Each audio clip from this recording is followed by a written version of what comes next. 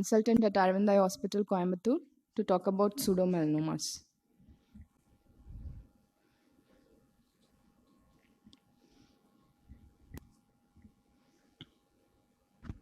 Hello. Okay.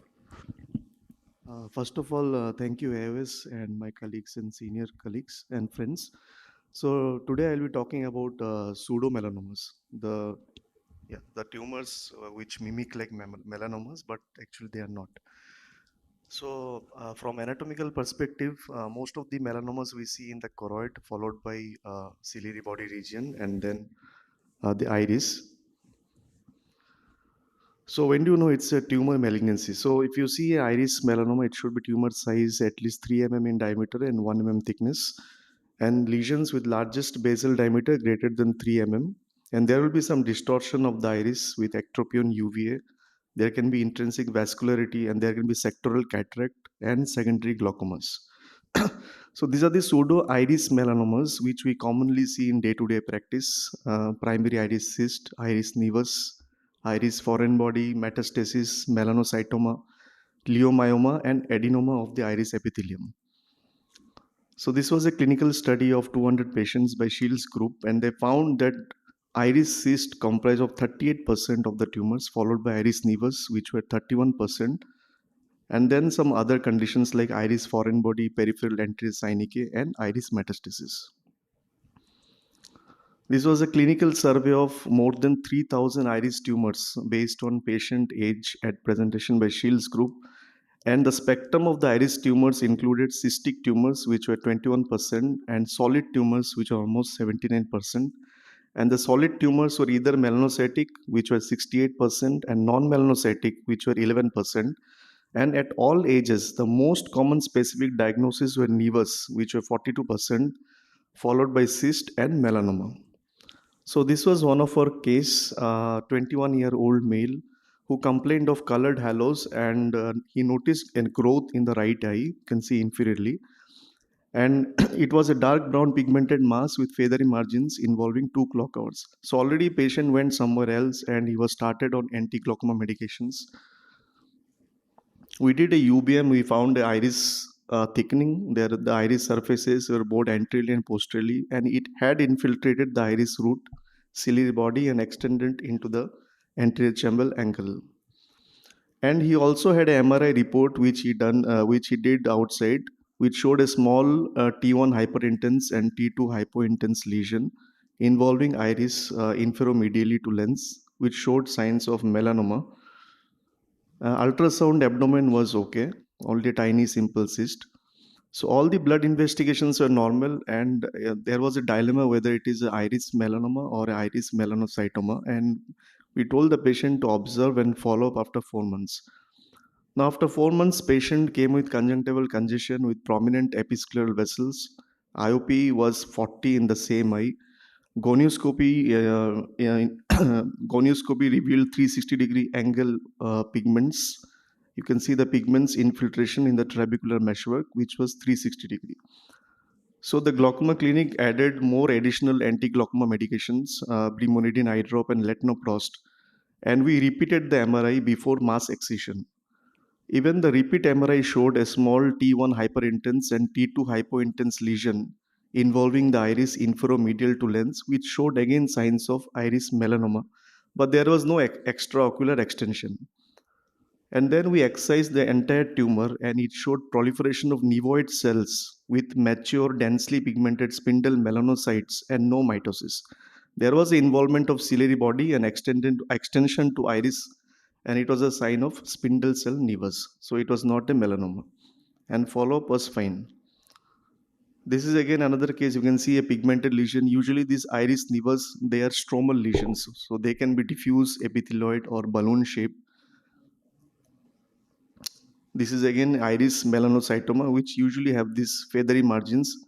So this is 3% of the iris nevi. This is a pigment variant of the melanocytic nevus, and they have a predilection for the iris root. This is iris cyst. I'll just skip it. This is a ciliary body melanoma. You can see a dilated episcleral vessels with sentinel vessels, and then you can see a pigmented mass behind the iris. So these ciliary body melanomas can be circumscribed or annular. So this was a case, again, similar case we noted few years back, but this was published in a different paper. So it's a 20-year-old girl who noticed a small growth behind the iris, and they done excision with iridocyclectomy, and they thought, again similar to our case, that we thought that it's a ciliary body melanoma, but HP showed follicular carcinoma of thyroid. So it was a metastasis of thyroid carcinoma to ciliary body. So from that, we have learned that history of thyroid surgery is very important. In the similarly, in our case, the patient had a history of subtotal thyroidectomy. Now coming to the melanomas of the choroid and ciliary body. So pseudomelanomas of the posterior uveal tract. So this was a 2006 Taylor Smith lecture by Shields group.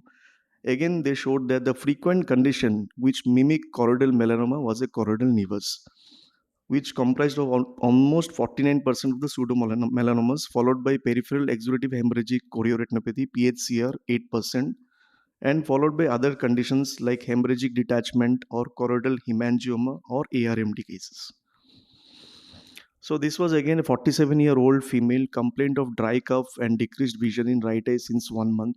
You can see there are multiple multinodular swellings in the posterior pole, also inferiorly.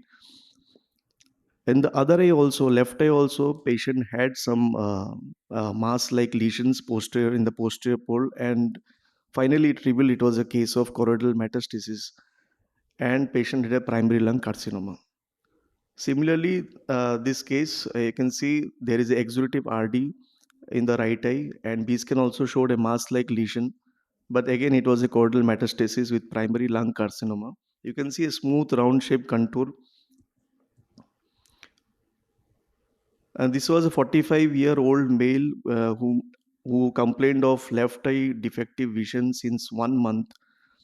And you can see there was a mass with few exudates in the periphery, and OCD showed subretinal fluid and with fibrinous exudation.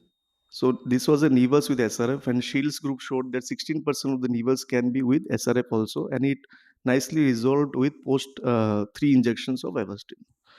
So I'll skip quickly. This is a 67-year-old incidental finding. It was a nevus only. And this is a RP adenoma with quite a mass, black pigmented, and few exudations. And this was an interesting case. 62 years old female complained of left eye watering with pain. MRI was done somewhere else, which showed signs of choroidal melanoma. And there was a large mass from 10 to 2 o'clock.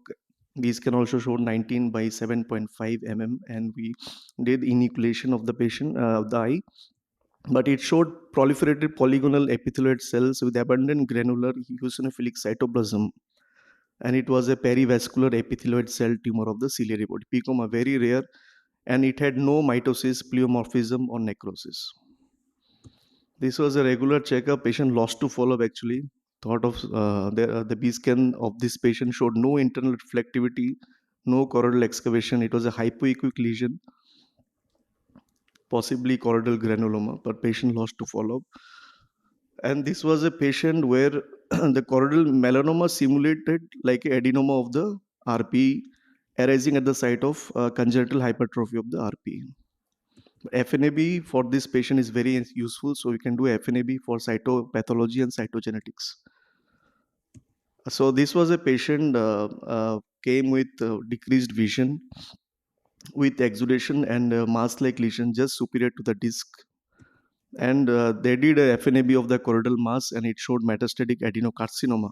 And when they did systemic evaluation, it showed non-small cell lung cancer, and which had metastasis to the eye and the brain, and patient was started on systemic chemotherapy. Okay. So conclusion is uveal melanoma is very complex condition. It requires a multidisciplinary approach to management and treatment. Early detection and therapy are very important in the disease survival. And also it is very important to distinguish for the mimickers, because there are a lot of pseudo melanomas, and careful slit lamp examination and imaging plays an important role to rule out melanoma and other conditions. Thank you.